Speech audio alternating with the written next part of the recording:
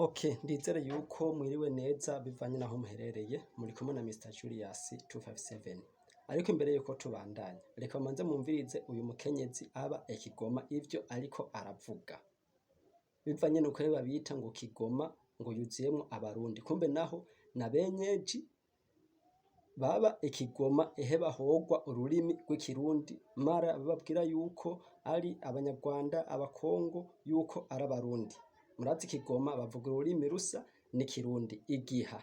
Reka manze mumvirize gatoya hama tuce tubona kuja kwijambo.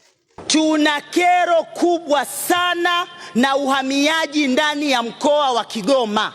Unaposikia wananchi wanavamiwa saa 8 za usiku, mkoa wa Kigoma ni wa Tanzania. Kama tunaongea lugha moja na Warundi isiwe sababu. Ule ni mkoa wa Waha, ule ni mkoa wa Manyema, lakini sio mkoa ambao wa kusema sio wa Tanzania. Mheshimiwa Mwenyekiti, nimeongea kwa jaziba. Okay, ndibaza mwamumvise. Ejo hariho wanterefonye kuri WhatsApp ni muri bene wacu nyene baba Kigoma. Natwe dusanzwe dufitiye umuryango Kigoma hariyo family.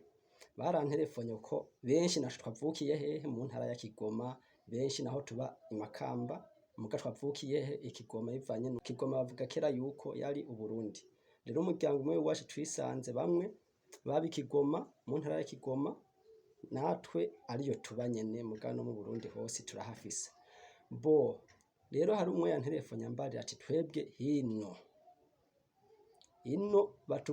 baza saa 8 z'ijoro basaka barondera abarundi. Ni ibintu bibabaje cyane.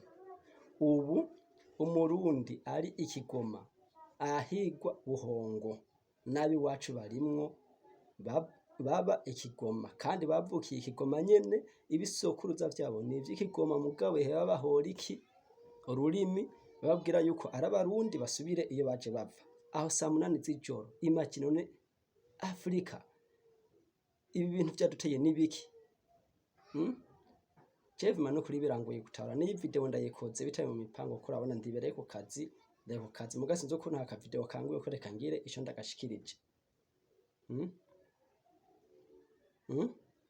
Canke Tanzania ikeneye Kigoma tuyigwanire tuyigaruze yigaruke mu Burundi, nico bakeneye. Niba bareke babeho babareke. Okay, nimba bakeneye uko tuyigwana tuzoyigwana.